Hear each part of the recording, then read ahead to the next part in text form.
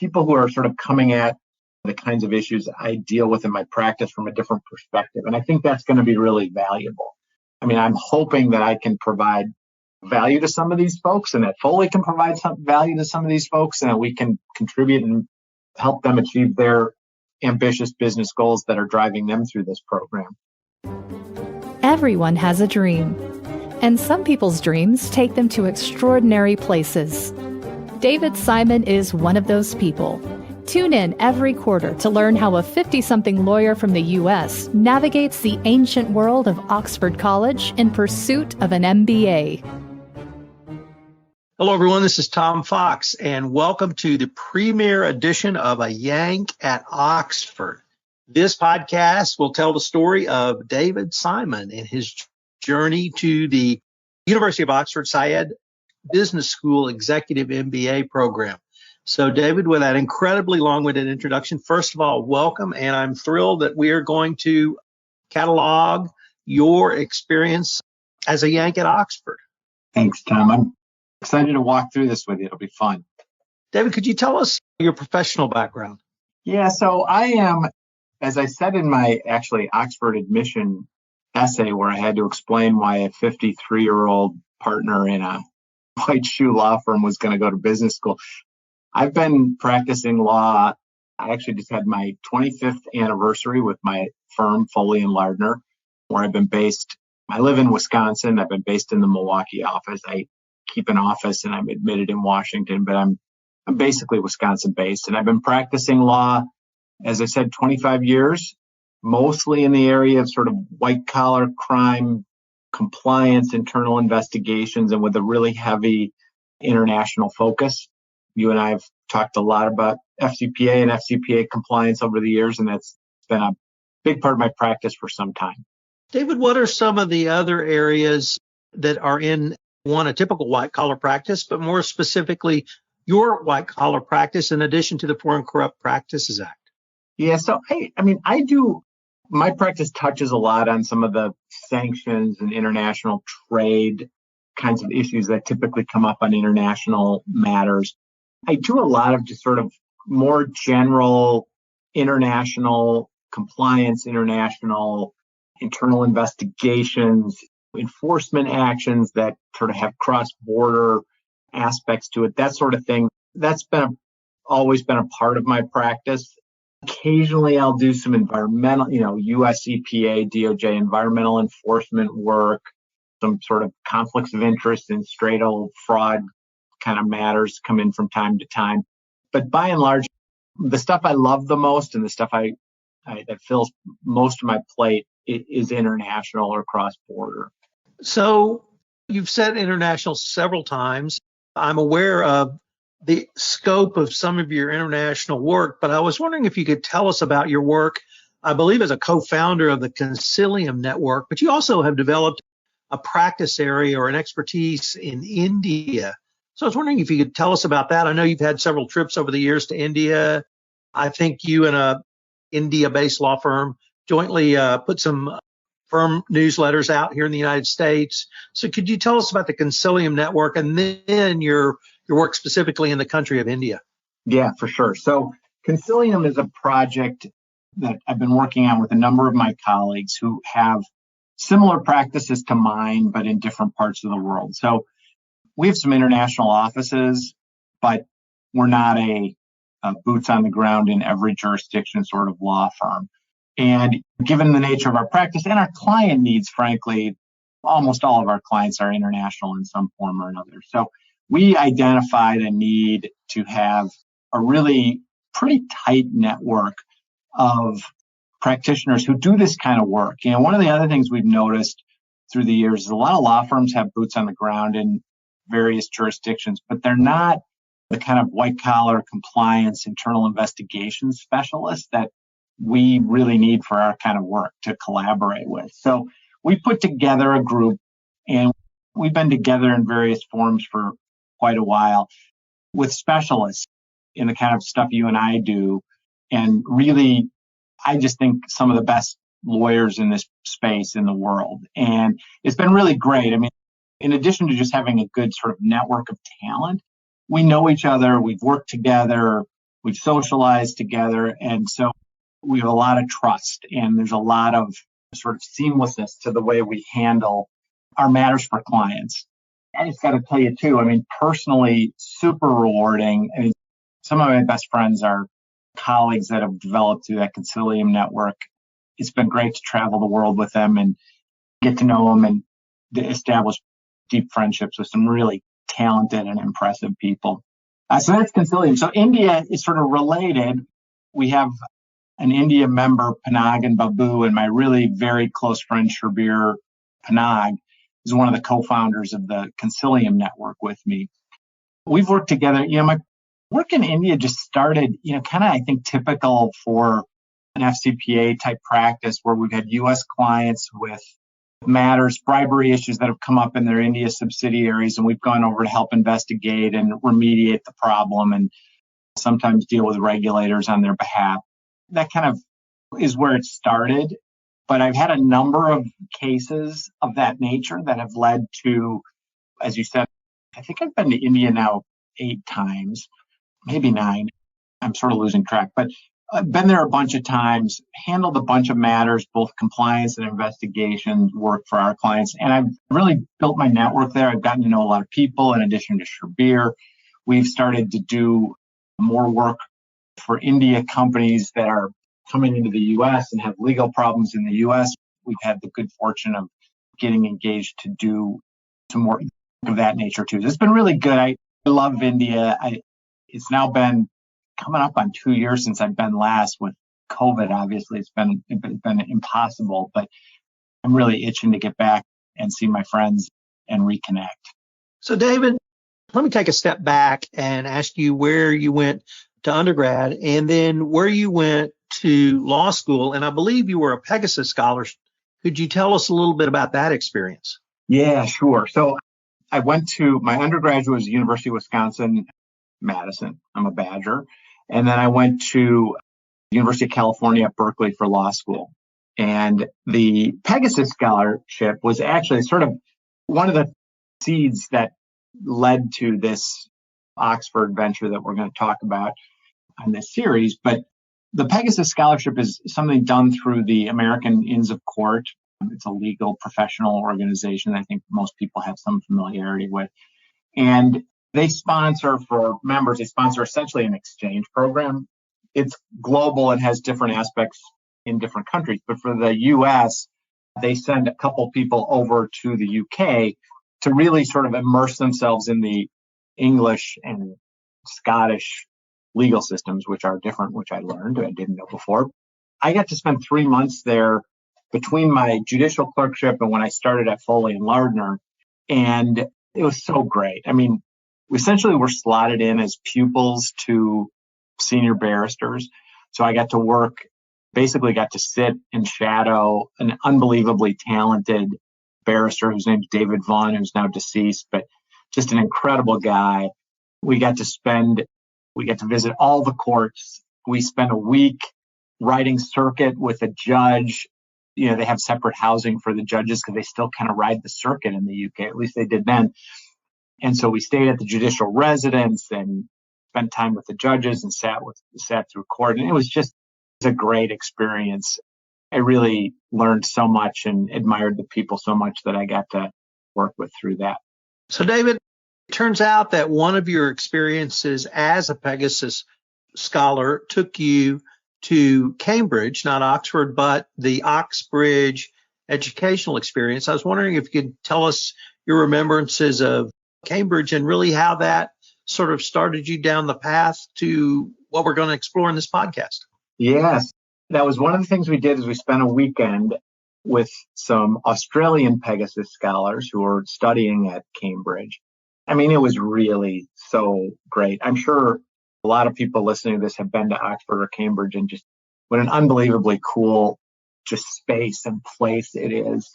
And we were able to have dinner in one of the dining halls and tour the libraries and the grounds. And it kind of blew my mind, actually. At that time, I was so smitten by the whole experience. I actually spent about a month trying to figure out if there was some way I could stay in Cambridge and maybe get a degree and maybe figure out a way to qualify as a barrister because it was just so great. And practical realities kind of quickly turned that harebrained scheme around and I came home and got a real job. But, it's one of those things. It was like Harry Potter before Harry Potter, right? Just having that experience, seeing real world Hogwarts was really impactful for me. And I always wanted to have that experience as a double public school person. That old time private traditional university experience was really attractive. So yeah, that was a seed. It took 27 years to sprout, but it's sprouted. Well, and that sprouted by this fall. You'll be joining the University of Oxford SIAD Business School Executive MBA program. So let me start off, David, by asking why this program and why now? Yeah, so this program, I'll do that one first. So I really was only interested in truly global programs. I really wanted to be exposed to really the global market, the global economy, global business leaders. And there are only a few of them that really have that focus.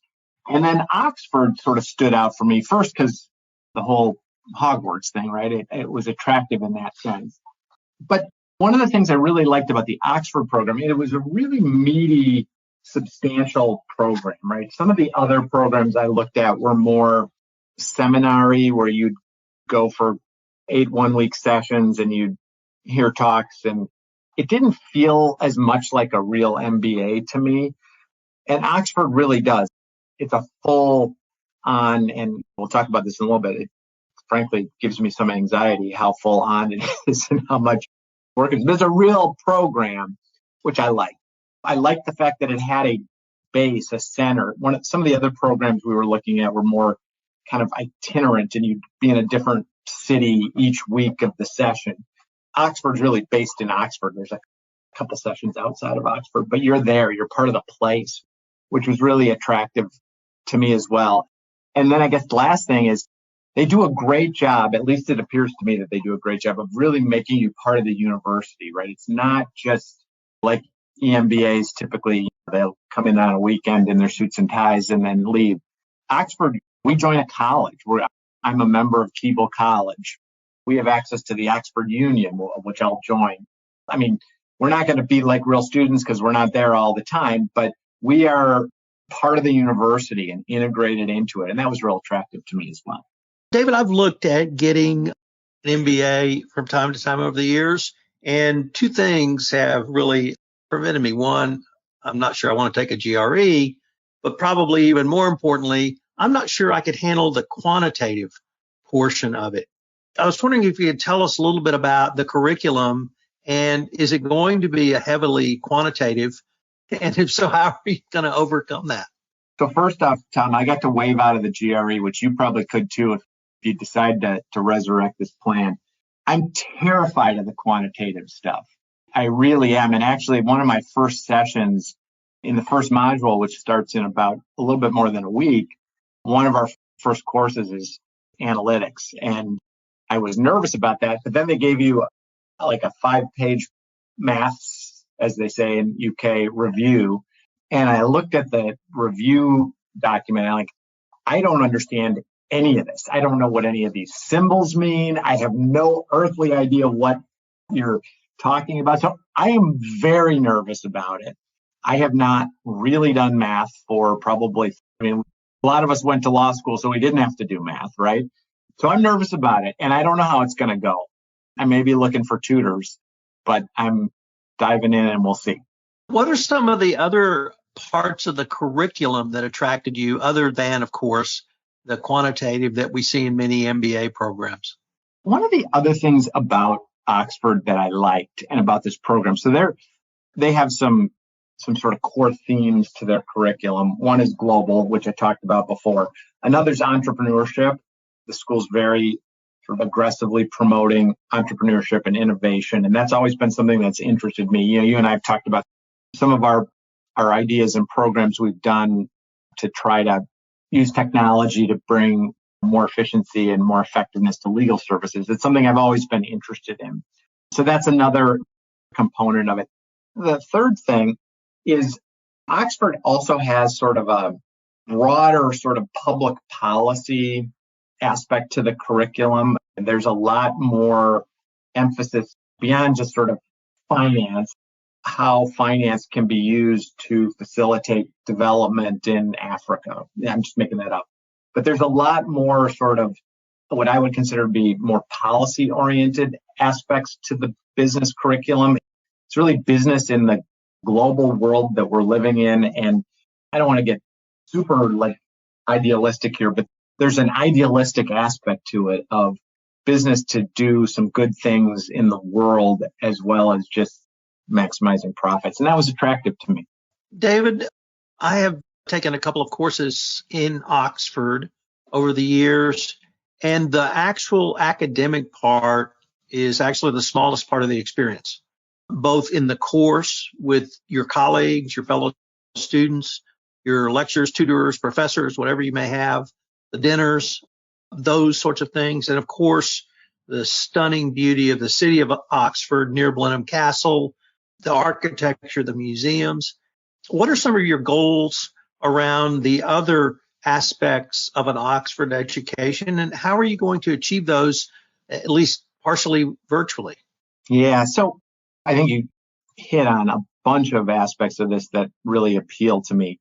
And I'm going to do my best to take advantage of all of that. One of my colleagues who did an executive MBA 20 years ago advised me when I was sort of starting down this path to define success not as sort of how you do academically. You want to pass, but as long as you pass, you're good. And that is, if you pass with the lowest grade, but you've managed to have a drink with all your classmates and know their first names, declare it a success. And I think that's absolutely true. I mean, I had sort of two reasons for sort of heading down this path in general, getting an EMBA. One was the global network and getting to know people. I'm sort of just starting to meet my classmates, but I'm super impressed by them already. And I can tell the cohort is about what I hoped it would be, from all over the world, very accomplished people, very impressive backgrounds, really a great group. I'm going to work really hard at that. That's actually my number one goal. And then in terms of the other stuff in Oxford, I just think one of the advantages of doing this a little bit older is I do have some of that perspective of this is a once in a lifetime opportunity. And I am going to go to the Oxford Union and see a debate. And I am going to try to see as many of the, I think, 100+ libraries that there are on campus. And I'm hoping my wife's going to come and spend some time with me and visit, and we're going to do some of this together. And I want to suck it all in. That's a big part of the process for me. So let me switch gears just a little bit, because you have publicly announced you're going to continue the full-time practice of law. So that really leads me to ask, how has Foley supported you in this process? But more importantly, how do you hope this academic experience will impact your legal services and perhaps even the firms? Yeah. So first, my colleagues have been great. And I have really the good fortune of having a bunch of partners that we work together a lot on a lot of different matters. And we like to work together on stuff. And I trust and rely on them completely. So, this is going to be sort of a team effort in terms of keeping the practice rolling, but I'm really confident that we're going to be able to make that work. Sort of like the analytics, I'm not exactly sure how it's going to work. I'm not sure how this all ultimately happens, but I don't have really any choice but to dive in and start and see how it goes. So I think that's going to be fine, and we'll just figure it out. In terms of sort of the goals, the professional goals, how I see it affecting my practice going forward, there are two pieces of it. One is what I was talking about before, which is the global network, right? I have a really good global network right now of lawyers who practice, sort of do what I do, which has been super valuable and a great, really personally and professionally, a great part of my career. What I'm hoping this will give me is sort of a broader and maybe a concentric circle of relationships with with business people, with political leaders, with people who are sort of coming at the kinds of issues I deal with in my practice from a different perspective. And I think that's going to be really valuable. I mean, I'm hoping that I can provide value to some of these folks and that Foley can provide some value to some of these folks and that we can contribute and help them achieve their ambitious business goals that are driving them through this program. But the other piece of it I haven't really talked about as much on the substantive side. The things I like best about my practice are being a strategic advisor to my clients at a high level. That's one of the things I love about the FCPA practice is that it's usually, when you're dealing with an FCPA issue, it's usually high enough stakes that you're getting C-suite board level attention and interaction. You're really in a position to help guide senior management of a company through a really potentially catastrophic situation. And I love that. I find it very rewarding. To continue to develop as a really valuable strategic advisor, I think I need to expand my knowledge base as well. There's stuff that my non-lawyer clients know and in a language they speak that it's sort of foreign to me right now. And I want to learn it better and I want to understand their business problems. I think one of my beliefs about just the legal practice generally is that we're not as siloed now as we were 20 years ago. And I think we're going to be much less siloed and we're going to be much more part of a broader business advisory sort of profession. So to be able to fill in my skill set and be able to understand some of the problems that relate to legal problems, but maybe aren't precisely legal problems, I think I'll just be better at it. I'll be a better advisor. I'll be able to bring more value to my clients. At least that's my hope. David, we've kind of hinted around about the fact this is a both in-person and virtual experience, but I was wondering if we were able to focus on that. And if I could ask you, what does your physical schedule and travel schedule look like for the next couple of years now? Yeah. So, obviously it's designed to be an in-person program, but we're all dealing with COVID and the uncertainties of COVID. So as of right now, the first session that's coming up in about 10 days is all virtual. So we're doing a week in September. Then we have a week in November and a week in December that are both scheduled to be hybrid. So it's going to be sort of student choice, whether you want to try to do it virtual or whether you want to go to Oxford and participate. It's my intention to go for both of those sessions. I've got plane tickets. Actually, I'm going to be staying in my college dorm while I'm there, which will be an interesting experience after a number of years of not having that experience. But I'm planning to go. I don't want to do a virtual MBA. That's not a point for me. Getting back to the relationships and the richness of Oxford, I just think you got to be there to do that. So that's my plan. Going forward, it's not quite, somewhere in between quarterly and monthly, we have a session and it's a week at a time. It starts on a Monday, ends on a Friday. There's a January, there's a February, I think April. It's pretty regular through September of 2023. I think we have a total of 12 sessions scheduled. One, I think, is actually in Delhi, or at least I'll probably go to Delhi, one international session. It's going to be interesting to manage my schedule, but I'm hoping it gets kind of easy once you sort of figure it out. And London, I fly out of O'Hare, there's 10 flights a day from London to O'Hare to Heathrow. So that's pretty easy. And I've got housing, as I said, at the college. So we'll see. Fingers crossed. I'm anticipating to get some pretty serious miles on United. And hopefully by the end of it, I'll start getting some upgrades to business class on my way over. David, what are you most looking forward to from this experience?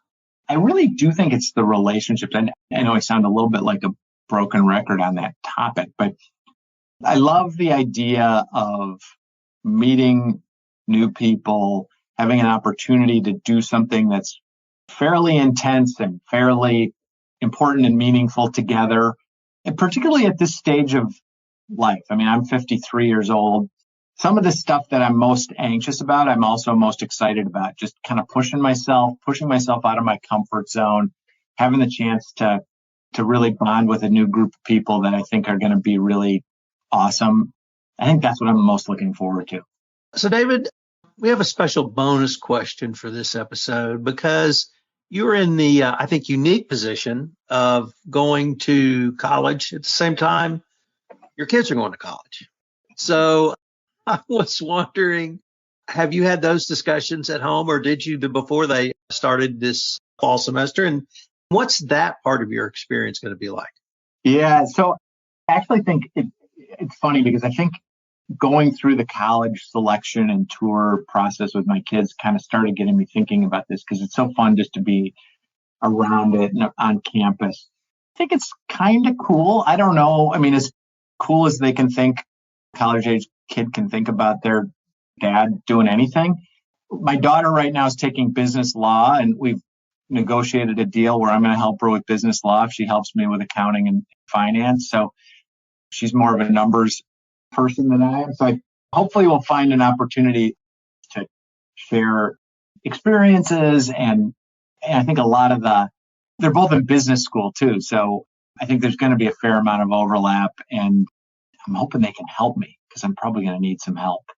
I can't think of a better way to end our first podcast than on that note, David. Kudos to you. Congratulations. I'm certainly going to revel in your experience, and I can't wait to get together with you in a month or two or maybe 3, and you can share some of the first experiences you have as a Yank in Oxford. Looking forward to it.